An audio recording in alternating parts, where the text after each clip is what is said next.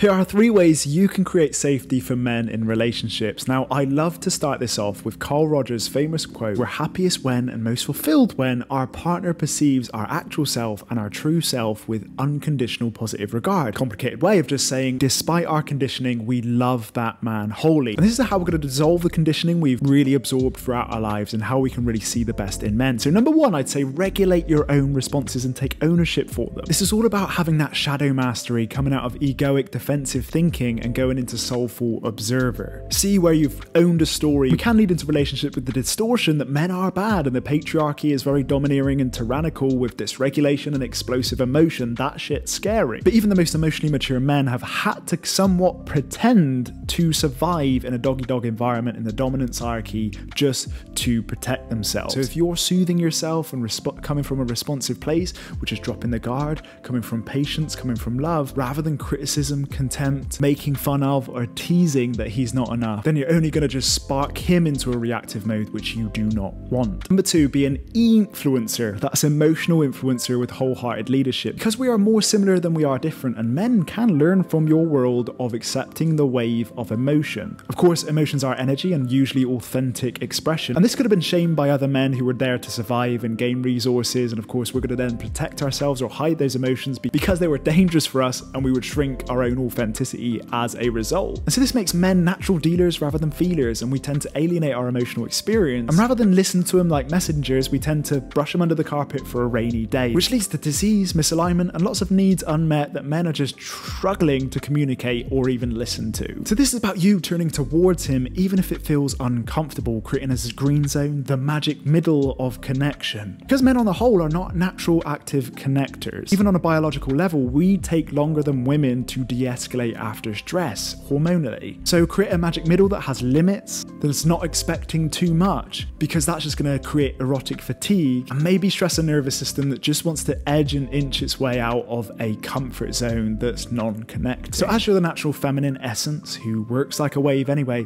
it's about coming to peace with your emotional experience so you as a leader can expand the fact that there is nothing to neglect, that emotions can be beautifully useful for intuitive signals, and you encourage that for his own purpose or encourage that to help him make better decisions. Be the leader for emotion, allowing energy to flow through you, regulate yourself, and allow it to be a teacher in your life to be the expander to him. If you're in a healthy relationship, you'll naturally influence him. So it really is about showing up without shame of your emotional story that can lead him into trusting his emotions again in all of its facets: grief, sadness, anger, guilt, shame. If you're listening to the core 5 emotions here and even inquiring whether he's feeling any of these, this will help him associate to emotions, because men commonly dissociate from emotions. We sometimes don't even know what certain emotions are, and we don't even know how to label them. So you, in this kind of educational process, because this comes naturally to you, the more you get acquainted to how these emotions feel to you and how you inquire and ask about them, and this will naturally come into more peace when it comes to connecting and vulnerability. 3, create a worthy challenge. Now, men love freedom and love to stay in control, don't we all? They want to be doing what they want, when they want, with whoever they want. If we're not providing, our soul is dying. Many of us are generators ready to work and provide, but if we're misaligned to a purpose that's not larger than ourselves, or we don't feel valued or good enough or worthy enough, then we tend to spin our wheels and get nowhere, which creates dysregulation, a low mood, and not a man that feels safe and secure to you in a relationship. So we need to open up a space for a challenge to happen. Ask and it is done. Be clear in your request. Encourage vulnerability and sensitivity as a provider of presence as it's important to you. We need to let go because a man needs a self-fulfilling prophecy rather than coming from an obligated energy. They need to firmly believe what they're giving their gift into. It needs to come from a place of optimism, ease, enjoyment, and challenge, growth, evolution. So it's always inquiring, how can I support you? Even asking things like, do you feel like you love the work you do? And to help him regulate and just soothe around connection that he doesn't need to fix, solve, you can say something like, you don't need to fix or solve anything, I just love you to listen. Be appreciative and emphasize his enoughness just for who he is. Of course, we all need time alone to recover and regenerate, so do encourage time in the man cave if he needs it. You could even say, when you need your distance, just please let me know and reassure me,